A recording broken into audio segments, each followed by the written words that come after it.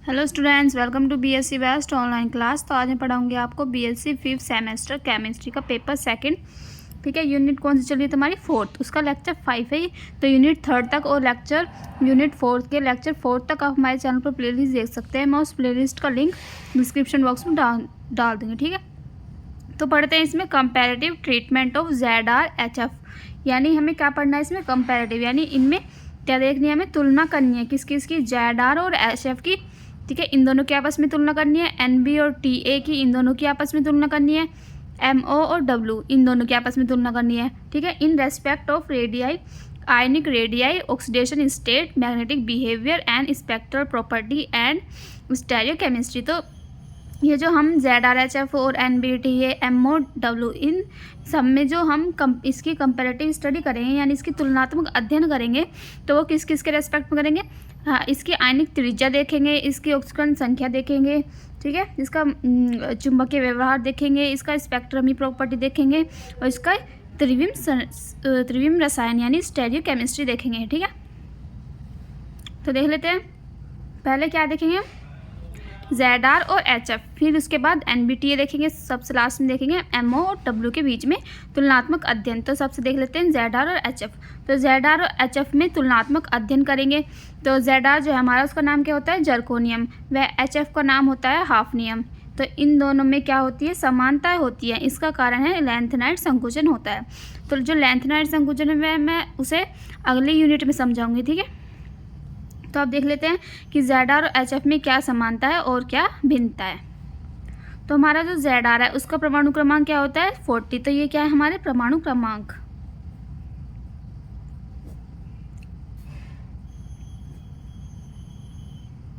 कहते हैं ZR का परमाणु क्रमांक 40, HF का परमाणु क्रमांक 72। तो ZR क्या है? हमारी 4D संक्रमण श्रेणी का तत्व है और जो हमारा HF है वो 5D संक्रमण श्रेणी के तत्व है। तो मैंने पिछली वीडियो में बताया है 4D और 5D संक्रमण श्रेणी। ठीक है, तो हमारी ये जो यूनिट है उसमें हम संक्रमण श्रेणी पढ़ रहे हैं। तो संक्रमण श्रेणी हम 4D और 5D पढ़ रहे थे। ठीक है, तो यही इन दोनों के तत्व हैं। ठीक है, तो ये कौन सा ग्रुप है? हमारा 4th ग्रुप है ये। ठीक है, समूह कौन सा है? 4th। तो मैं आपको दिखा देती हूँ कैसे है। तो ये देखिए, मैंने आपको ये वाली टेबल पढ़ाई थी, उसमें मैंने बताया था ये समूह कितने से 3 से लेकर 12 तक है। तो ये मैंने कौन सा बताया? 4th श्रेणी में। तो 4th जो हमारा ग्रुप है 4th ये वाला, इसमें कौन कौन से तत्व आते हैं? TI, ZR, HF और RF। तो हम कौन सा अध्ययन कर रहे हैं? ZR और HF के बीच में हम इनका तुलनात्मक अध्ययन कर रहे हैं। तो ये कौन से समूह का तत्व है? 4th समूह के तत्व हैं। ठीक है, और जो श्रेणी है वो कौन सी है? 4D में ZR है और 5D में HF। ठीक है, तो इसमें यही है 4D में ZR और 5D में HF। और ये दोनों किसके समूह के ग्रुप है? किस समूह के हैं सदस्य? 4th ग्रुप के। ठीक है, तो इसका फर्स्ट देख लेते हैं हम किस किस के रेस्पेक्ट में देखेंगे इनका तुलनात्मक अध्ययन। आयनिक त्रिज्या और ऑक्सीडेशन संख्या, इनका चुंबकीय व्यवहार, स्पेक्ट्रल गुण और इसका त्रिविम संरचना। ठीक है, इसकी देख लेते हैं। पहला आयनिक त्रिज्या। तो आयनिक रेडिया देख लेते हैं। जो हमारा लैंथेनाइड संकुचन के कारण इनकी आयनिक त्रिज्या लगभग बराबर होती है। तो इसका मतलब क्या है? जिनकी आयनिक त्रिज्या लगभग बराबर होगी किसके कारण? लैंथेनाइड संकुचन के कारण। तो लैंथेनाइड संकुचन मैंने बताया अगली वीडियो में। ठीक है, अगले यूनिट में पढ़ाऊंगी। इन्हें रासायनिक रूप से क्या कहते हैं? जुड़वा तत्व कहते हैं। जो हमारा ZR और HF है उसको रासायनिक रूप से हम क्या कहते हैं? जुड़वा तत्व कहते हैं, क्योंकि इनकी आयनिक त्रिज्या समान होती है। तो ZR का हम आयनिक त्रिज्या कितनी होती है? 0.72 एंगस्ट्रॉम और HF की कितनी होती है? 0.71 एंगस्ट्रॉम। ठीक है, तो इनकी लगभग समान है, इसलिए इन्हें क्या कहते हैं? जुड़वा तत्व कहते हैं। इसकी सेकंड जो गुण है वो देख लेते हैं। ऑक्सीकरण अवस्था। तो ऑक्सीडेशन स्टेट कहते हैं इसे इंग्लिश में। तो ZR की कितनी होती है? +4 ऑक्सीकरण अवस्था में यौगिक। वैसे इसकी होती कितनी है? तो मैं आपको बता दूं, जो ZR और HF की ऑक्सीकरण अवस्थाएं होती है मैंने पिछली वीडियो में बताया हुआ कितनी होती है। देखो इसमें देख लेते हैं। ZR कितनी होती है? +2, +3, +4 और HF की कितनी होती है? +3 और +4। ठीक है, तो हम देख लेते हैं। ZR की अगर +4 लेंगे हम ऑक्सीकरण अवस्था, तो इनमें क्या होते हैं? यौगिक बनता है ये अस्थायी होते हैं। तो जो ZR 4 पॉजिटिव से ऑक्सीकरण से यौगिक बनाएंगे वे कैसे होते हैं? स्थायी होते हैं। और HF जो हमारे +4 ऑक्सीकरण अवस्था में यौगिक बनाते हैं वे क्या होते हैं? वे अनस्टेबल यानी अस्थायी होते हैं, जिस कारण इन्हें कंपाउंड यानी जो ये इनके यौगिक जो बनते हैं वो कैसे होते हैं? ठोस अवस्था में होते हैं। तो ये जो हमारा ZR है वो कैसे होंगे? स्थायी। और जो हमारा HF है वो कैसे होंगे? अस्थायी। किसमें?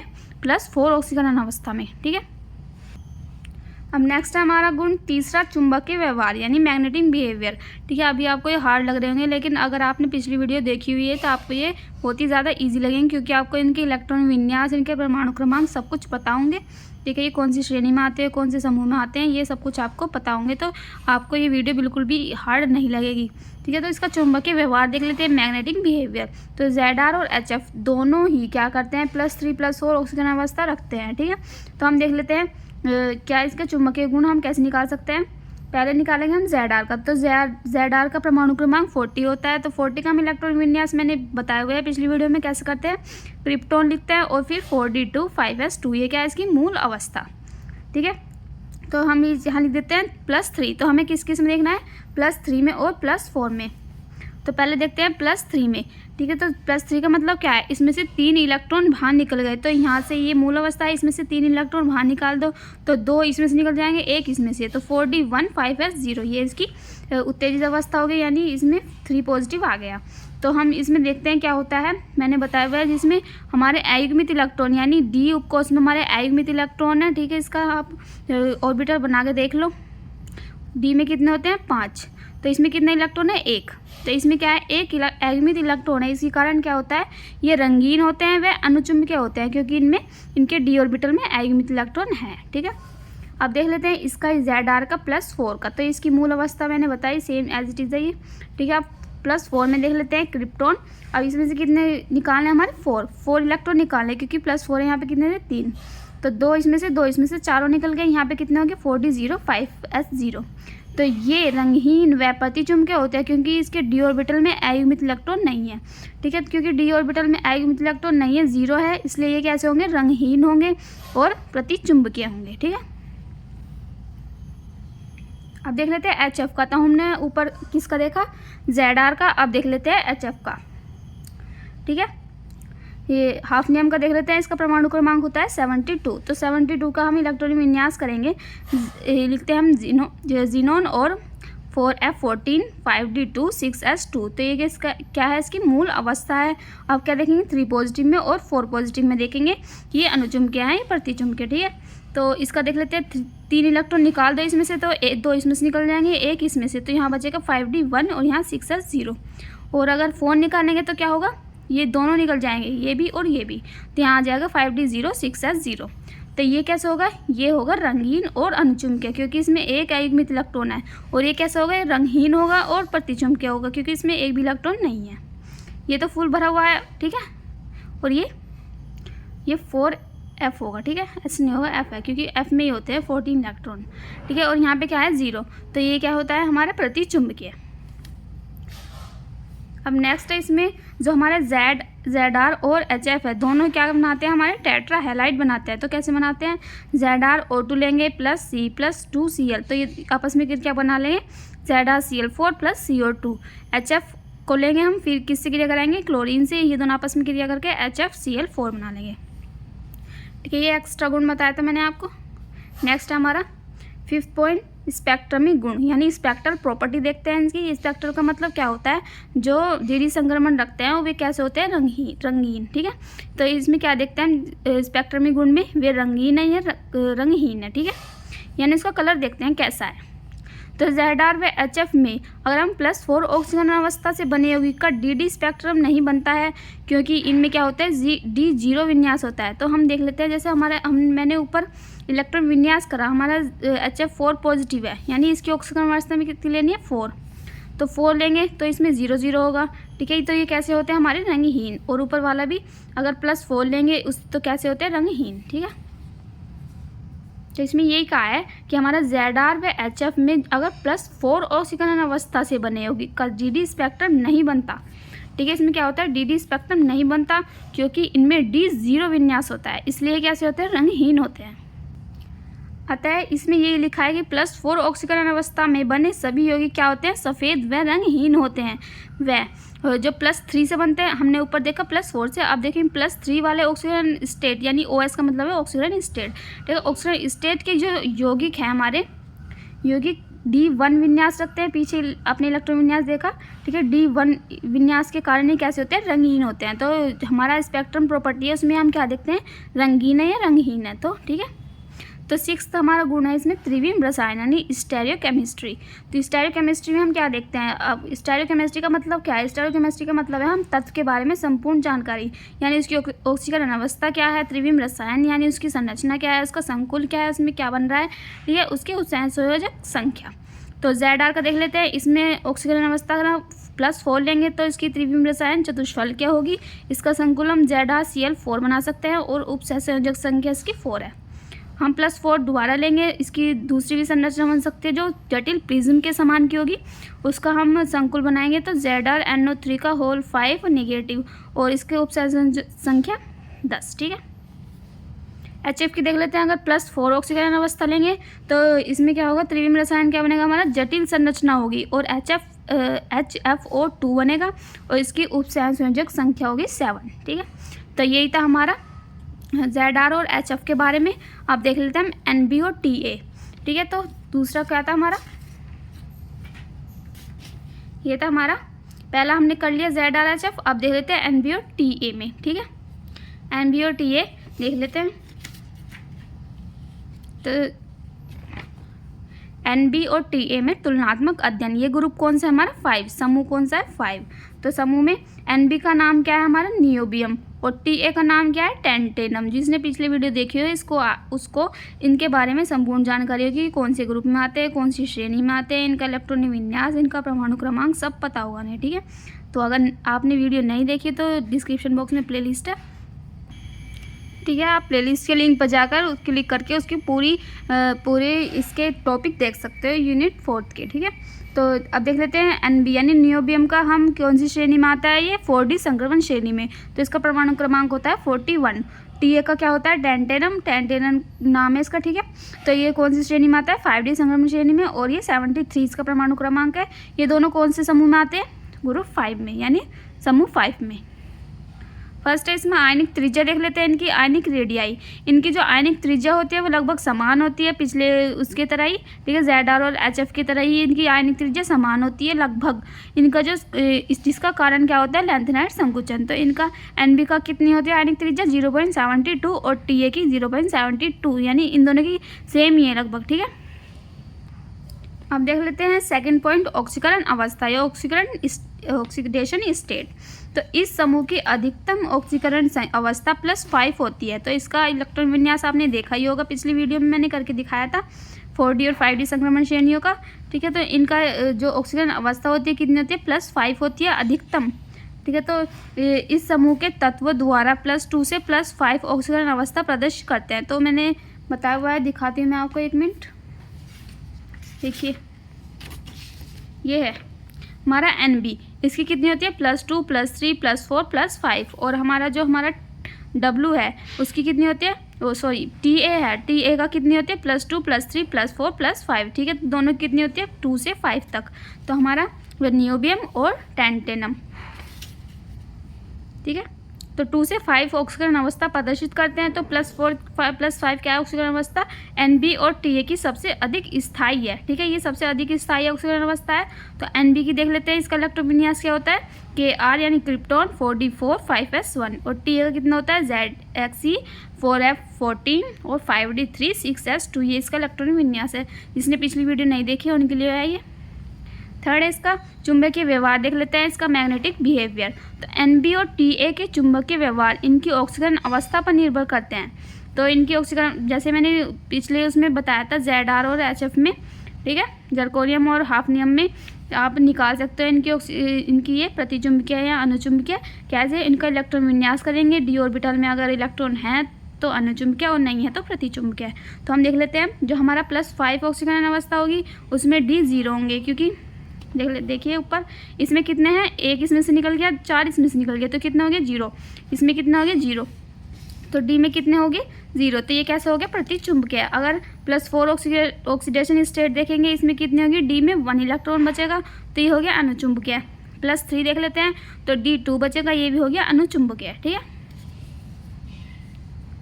दोनों के लिए है ये, NB और TA दोनों के लिए, ठीक है।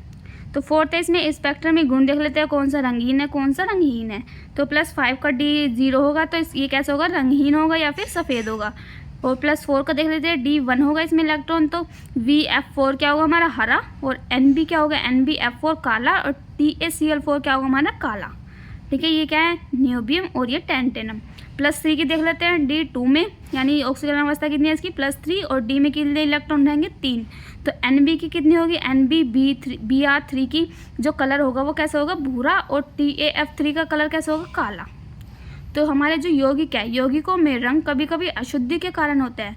ये जो रंग है कभी कभी किसके कारण हो जाते हैं, अशुद्धि के कारण भी आ जाते हैं। अब देख लेते हैं 5th पॉइंट इसका, त्रिविम रसायन, स्टीरियोकेमिस्ट्री। तो इसका स्टीरियोकेमिस्ट्री में बताया, इसमें क्या क्या पढ़ते हैं हम, इसके तत्व की ऑक्सीकरण अवस्था पढ़ते हैं, त्रिविम रसायन, संकुल और ऑक्सीकरण संख्या। तो NB और TA का देख लेते हैं, दोनों में कितनी देखेंगे हम, +4 ही देखेंगे। तो +4 का जो हमारा त्रिविम रसायन यानी इसकी आकृति होती है कैसी होती है, पंचभुजीय होती है, और TA की अष्टफलकीय। तो इसका एक उदाहरण है NBF7 का होल 3 नेगेटिव। तो इसकी ऑक्सीकरण संख्या कितनी होगी, 7। तो TA की हमारा क्या होगी, आकृति अष्टफल, क्या इसका उदाहरण है TaCl6 का होल 2 नेगेटिव। इसकी ऑक्सीकरण संख्या होगी 6। ठीक है, अब देख लेते हैं थर्ड क्या है हमारा, MO और W। तो MO का नाम क्या है, मोलिब्डेनम, और W का नाम है हमारा टंगस्टन। ठीक है, तो थर्ड पॉइंट हमारा यही था। ठीक है, ये देखिए थर्ड वाला क्या था, MO और W के हमारा तुलनात्मक अध्ययन। तो देख लेते हैं MO और W में तुलनात्मक अध्ययन, ये कौन से ग्रुप के, ग्रुप 6 के। ठीक है, तो मोलिब्डेनम का देख लेते हैं, ये 4D श्रेणी का तत्व है, और इसका परमाणु क्रमांक होता है 42। और टंगस्टन क्या है हमारा, W, ये 5D संक्रमण श्रेणी का तत्व है, इसका होता है परमाणु क्रमांक 74। तो इसके देख लेते हैं एज इट इज़ ऊपर की तरह ये सब कुछ। फर्स्ट पॉइंट है इसमें आयनिक त्रिज्या। तो समूह में ऊपर से नीचे की ओर आने पर आयनिक त्रिज्या बढ़ती है। तो हम ऊपर से नीचे की ओर आएंगे तो इसकी आयनिक त्रिज्या बढ़ेगी। तो MO और W की आयनिक त्रिज्या लगभग बराबर होती है, यानी समान होती है। तो MO का कितनी होती है, 0.65, और W की होती है 0.66। ये कितने हैं, एंगस्ट्रोम है ये दोनों। ठीक है, एंगस्ट्रोम। आप कमेंट करके बताइए कि एक एंगस्ट्रोम में कितने सेंटीमीटर होते हैं। सेकंड वाला पॉइंट देख लेते हैं, ऑक्सीकरण अवस्था। तो फर्स्ट हमने देखी आयनिक त्रिज्या, अब देख लेते हैं ऑक्सीकरण अवस्था। तो इनकी जो ऑक्सीकरण स्टेट है वो +2 से +6 तक होती है। ठीक है, तो पिछले वीडियो में बताया हुआ है +2 से +6 तक दोनों की, किसकी, MO और W दोनों की। ठीक है, तो सबसे अधिक कौन सी होगी इसमें ऑक्सीकरण अवस्था, +6 होती है। तो MO का हमारा इलेक्ट्रॉन विन्यास कर लेंगे, Kr4d5 5s2, ये कोमा लगा लो यहाँ पे।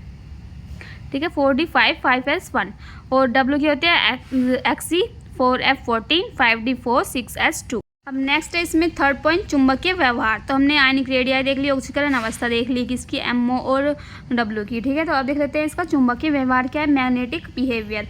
तो इनका चुंबकीय गुण हम ऑक्सीडेशन स्टेट पर निर्भर करता है। जैसे हमने पिछले देखा कि अगर D में 0 है तो प्रतिचुंबकीय, और इलेक्ट्रॉन है तो अनुचुंबकीय। ये क्या होगा हमारा, अनुचुंबकीय। प्रतिचुंबकीय गलती से लिखा गया। ठीक है, तो ऑक्सीकरण +6 होगी तो D 0 होगा, प्रतिचुंबकीय। +5 होगी तो D 1 होगा, अनुचुंबकीय। +3 होगा तो D में कितने इलेक्ट्रॉन आएंगे, 3, और यहाँ पे कितने होंगे, D 4। तो ये भी अनुचुंबकीय, ये भी अनुचुंबकीय। अब आपको ये निकालने की ज़रूरत नहीं होगी, मुझे लगता है आपको ये अच्छी तरह से समझ में आ गया होगा कि ये D कैसे निकालते हैं हम, D में इलेक्ट्रॉन। ठीक है, 4 देख लेते हैं हम, स्पेक्ट्रमिक गुण। इसका स्पेक्ट्रल प्रॉपर्टीज़ देख लेते हैं। तो इनमें D ऑर्बिटल में अयुग्मित इलेक्ट्रॉनों की उपस्थिति के कारण ये क्या होते हैं, अधिकतर रंगीन ही होते हैं। क्योंकि देखो ऊपर देखो, ज़्यादातर इसमें इलेक्ट्रॉन है D वाले में, कि बस इसमें ही नहीं है कि इसमें ऑक्सीकरण अवस्था 6 में ही नहीं है D में इलेक्ट्रॉन, लेकिन सब में इलेक्ट्रॉन पाए जाएंगे, इसलिए ये क्या होते हैं, अधिकतर रंगीन ही होते हैं। ठीक है, रंगीन। +6 अवस्था में देख लेते हैं, MOF6 क्या होता है, सफ़ेद, यानी रंगहीन है। ये सफ़ेद होगा या रंगहीन, रंगहीन का मतलब होता है सफ़ेद। ठीक है, तो +5 अवस्था में देख लेते हैं, WCl5 ये कैसे होता है, गहरा हरा, और MOCl5 कैसे होता है, काला।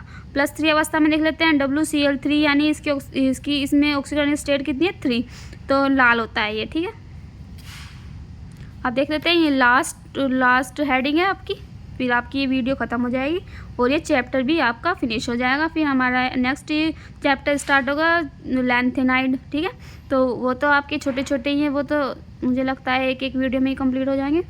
5th देख लेते हैं इसमें, त्रिविम रसायन, स्टीरियोकेमिस्ट्री। तत्व देख लेते हैं इसमें, MO और W, यानी मोलिब्डेनम और टैंटेनम। सॉरी टंगस्टन, ठीक है। तो ऑक्सीकरण और संख्या देख लेते हैं इसकी। MO का है +5 और W का है +6 और +6 दो में देखेंगे हम, ठीक है। तो +5 क्या है, ट्राइगोनल, यानी इसकी क्या करती है, ट्राइगोनल। और MOCl5 है इसका यौगिक, और इसकी उपसंयोजक संख्या होगी +5, क्योंकि इसमें Cl कितने जुड़ रहे हैं, 5। तो +6 देख लेते हैं इसकी त्रिविम रसायन। तो इसकी क्या करती है, अष्टफलकीय WO6 और इसकी उपसंयोजक संख्या है 6। तो +6 देख लेते हैं इसकी विकृत आकृति होती है, यानी कोई आकृति नहीं होती, बहुत ही विकृत होती है। इसका उदाहरण है WCH3 का होल 6, इसकी उपसंयोजक संख्या होगी 6, ठीक है। तो यहाँ पे आपकी वीडियो कंप्लीट होती है। अगर आपको इसकी PDF चाहिए तो डिस्क्रिप्शन बॉक्स में डाउनलोड कर लेना। Thank you so much.